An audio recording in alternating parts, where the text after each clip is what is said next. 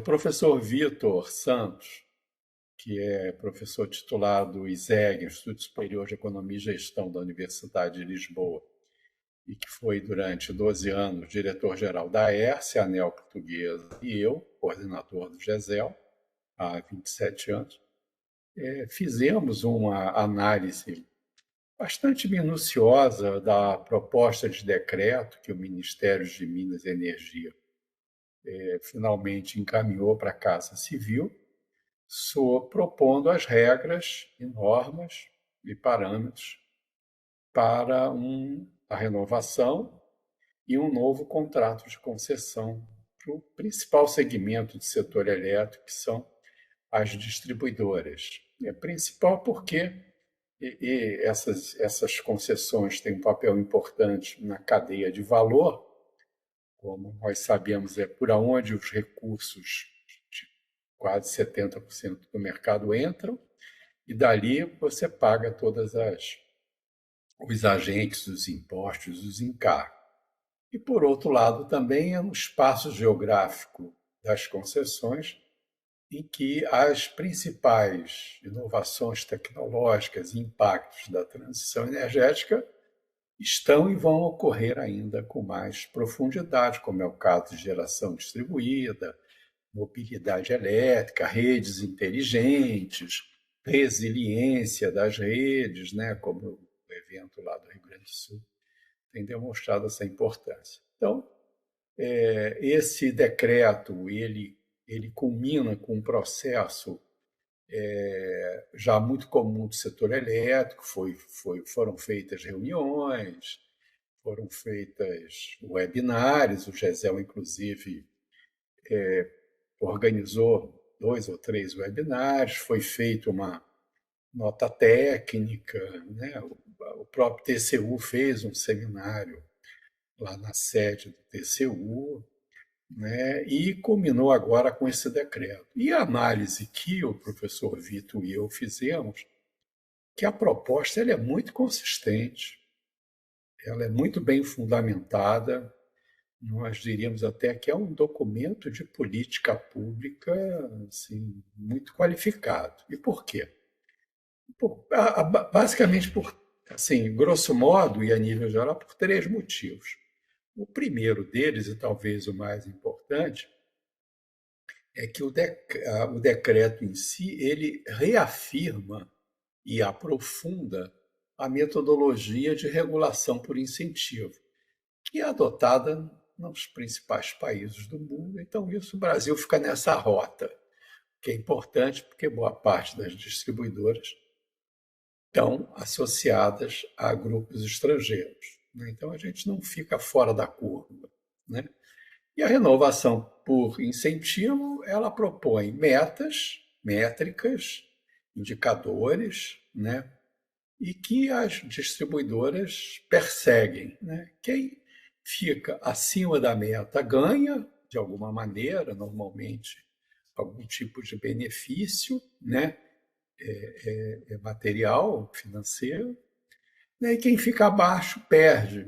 A tarifa não é reajustada de acordo com o que deveria ser por conta de uma certa penalização. Então, esse já é muito importante. E essa é a regulação por incentivo que permitiu, inclusive um estudo que o GESEL fez, a melhoria da qualidade, né, do serviço medido pelos 2 indicadores de frequência e duração das interrupções desde 2015, por aí, essa eficiência vem claramente verificada nos dados da ANEEL. A outra é que reafirma o papel da ANEEL como agência reguladora independente que vai regular aquilo que o decreto está indicando. Como ela sempre faz. Quer dizer, a ANEEL não faz política, quem faz política é o Ministério, está fazendo agora uma política pública através desse decreto, que é da sua competência, né? E caberá à ANEEL regular uma série de novas atribuições que são expressas no decreto. E a terceira, eu acho que também é extremamente importante, é que o decreto entende que as distribuidoras vão sofrer impactos e desafios e oportunidades derivadas da transição energética e, consequentemente, ela registra isso claramente em várias partes do decreto. Tá? Por exemplo, abre a possibilidade das distribuidoras proporem novos negócios, né, no âmbito do um conceito que estava lá na nota técnica, que é a regulação flexível. Quer dizer, abre essa possibilidade, o que é muito importante, porque o cenário de desenvolvimento tecnológico à frente é um cenário disruptivo. E ter essa possibilidade em decreto, outorgando à ANEEL o diálogo com as distribuidoras, né, é muito importante. E lá, em vários momentos, é citado que, sempre que possível, estimular ao máximo a competição, dado que a distribuidora opera num regime de monopólio natural. Acho que esse é um ponto importante. Um outro muito relevante é que coloca a possibilidade da distribuidora, a partir de estudos encaminhados à ANEEL e aprovados pela ANEEL, né, diferenciar a tarifa no espaço geográfico da sua concessão. Eu acho que isso é muito importante, porque atualmente ela é flat. Eu tenho que ter uma segurança, eu tenho que ter uma segurança para todos, entende? E na realidade, isso acaba impondo um desafio e custos de investimento muito alto. Então, o GESEL, o professor Vitor e eu entendemos que isso é importante, notadamente por conta de um outro vetor que é colocado no decreto, que é a questão da resiliência das redes, né? O fenômeno de São Paulo em novembro e agora no Rio Grande do Sul mostra claramente a necessidade, e assim, imperiosa, de ser criada uma regulação específica para viabilizar investimentos que garantam a resiliência da rede.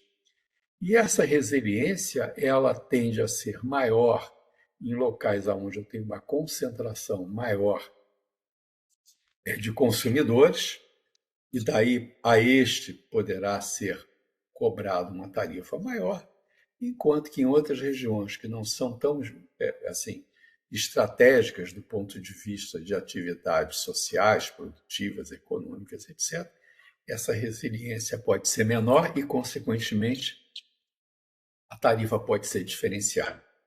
É um ponto positivo e que, obviamente, a ANEEL irá tratar disso com a devida atenção, como ela sempre faz, através do seu corpo técnico muito qualificado. Um ponto que causou uma certa ansiedade, vamos dizer assim, em relação a isso, é porque no decreto não está claro, faz uma citação de que os eventos climáticos extremos serão expurgados, na nossa opinião, do DECFEC e levados para a resiliência de rede. Então, eu acho que com isso clareia um pouco essa dúvida que surgiu.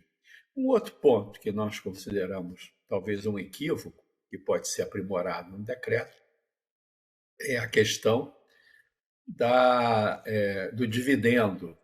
De caso a distribuidora não tenha uma performance adequada, etc., o dividendo será restringido, a distribuição de dividendos será restringida. Na nossa avaliação, isso não é pertinente, porque a regulamentação de dividendo está no âmbito do Conselho Monetário Nacional e não no âmbito da ANEEL, né? É uma outra regulação. E, além do mais, são tantos os mecanismos de cobrança, né, de verificação, de avaliação, que hoje já existe e que agora será, inclusive, aprimorado com a inclusão, por exemplo, de pesquisas de qualidade de satisfação, né, a questão de restabelecimento, né, a qualidade de serviço ainda mais aprofundada através da resiliência, que na nossa avaliação já são tantos os deveres que as distribuidoras são submetidas hoje e agora mais com esse decreto que essa questão não é necessário, no nosso ponto de vista. Então, em linhas gerais, a destacar, assim, reiterar isso, quer dizer, inovações tecnológicas que as experiências internacionais indicam que estão ocorrendo de uma maneira muito veloz, o decreto permite isso através da regulamentação flexível. Ponto muito, muito sábio, na nossa opinião. O decreto está dividido lá em 3, 4 partes. O mais importante é o que vai reger o novo contrato, né, as obrigações e os deveres. E tem lá a parte com relação a quem vai poder ser renovado, né, na idade. E a partir de uma análise de uma série histórica muito recente de desempenhos de DEC/FEC e desempenhos econômicos e financeiros, né? Como é um setor muito sensível e você licitar essas concessionárias assim, tendo que colocar um interventor e tal, consideramos até uma variável de certo risco, né, para a política pública. Então, possivelmente, uma saída de propor um TAG, termo de ajuste, né, de comportamento, né, baseado aquilo, e olhando para frente, e estabelecendo metas dentro do que o novo contrato, a proposta de contrato coloca, talvez seja a melhor solução. Aí, por último, ia esquecendo, mas é muito importante, há um tratamento especial para a questão de perdas não técnicas, né? Agora mesmo saiu um estudo sobre como foram as perdas não técnicas em 23, ela só aumenta, né? Uma coisa assim quase que exponencial. Então, o decreto trata especificamente, abre oportunidade de você ter programas específicos com aval da ANEEL, buscando estimular esse que é um grande problema, que não é um problema do setor elétrico, é um problema social, talvez até cultural. O Rio de Janeiro é cultural, né? Porque metade do furto de rede é dado em áreas regulares, não em áreas de sérias restrições operacionais. É basicamente isso. A gente queria destacar